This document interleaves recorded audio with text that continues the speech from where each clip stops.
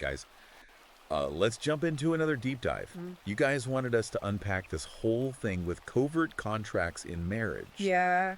And, how that ties into the red pill and all that stuff. Yeah.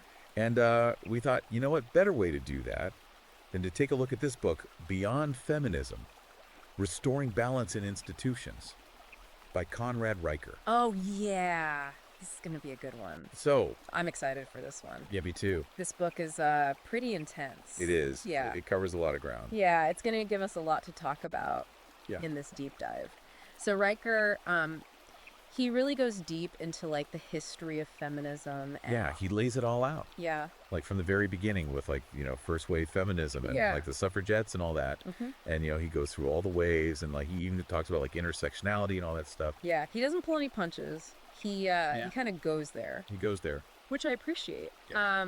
But I'm kind of curious, like what was your take on like how all that like historical stuff connects to like what guys are dealing with today? Like how does that actually like play out in the real world? Well, okay, so like one thing that really struck me was how Riker talks about this shift in feminism. Okay.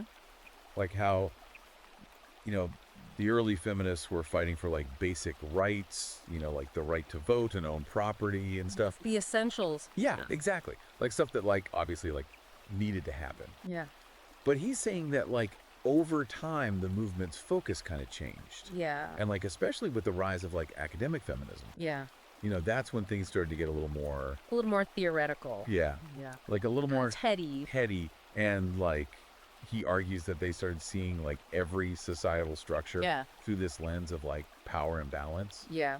And like men were always cast as like the oppressor. Always the bad guy. Yeah, pretty much. Right. Like, and that's something that I've definitely seen like on the subreddit a lot.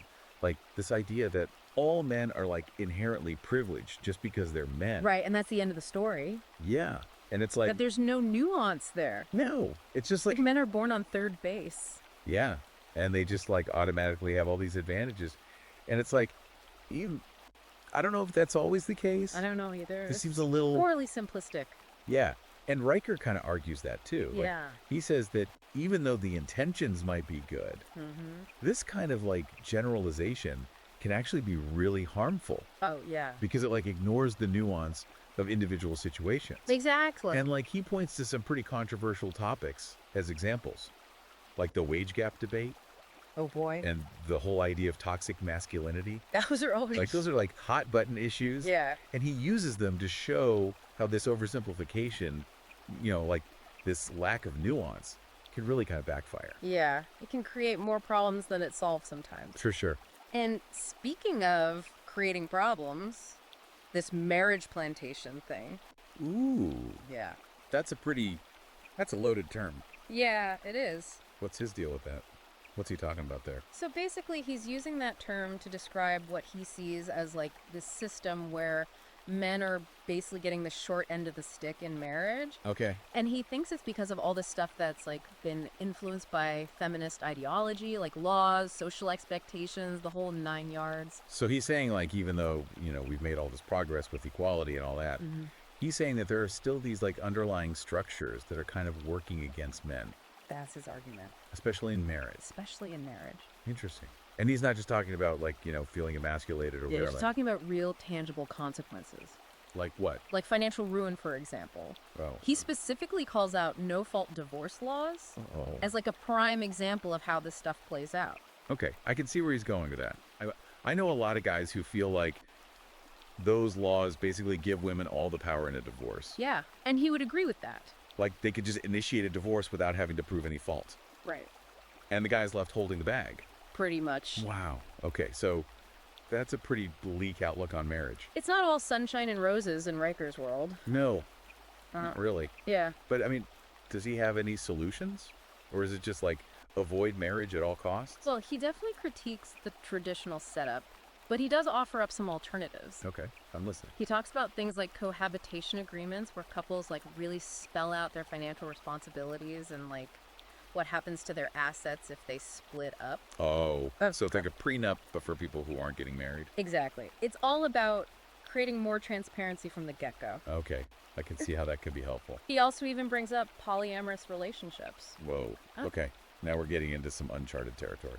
A little bit, yeah.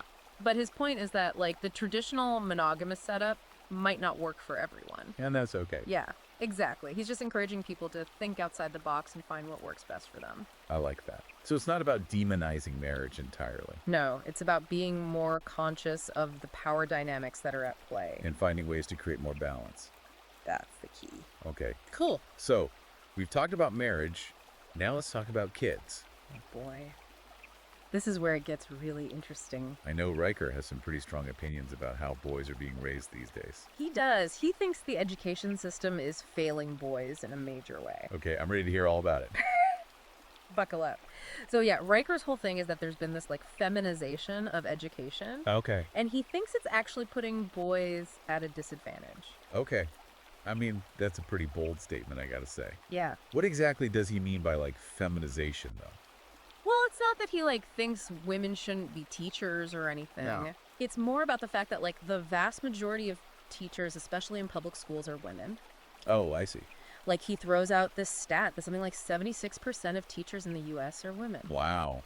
That's a lot. Yeah, and his argument is that like because of that, you know, like the whole teaching style, the whole school environment, it just might not be the best fit for how boys learn. Okay, I mean, I can see where he's coming from with that. Boys and girls are different, you know? Yeah. They learn differently, they interact with the world differently. Exactly. And like boys tend to be more physically active, Oh, yeah. more impulsive. Uh-huh. They kind of thrive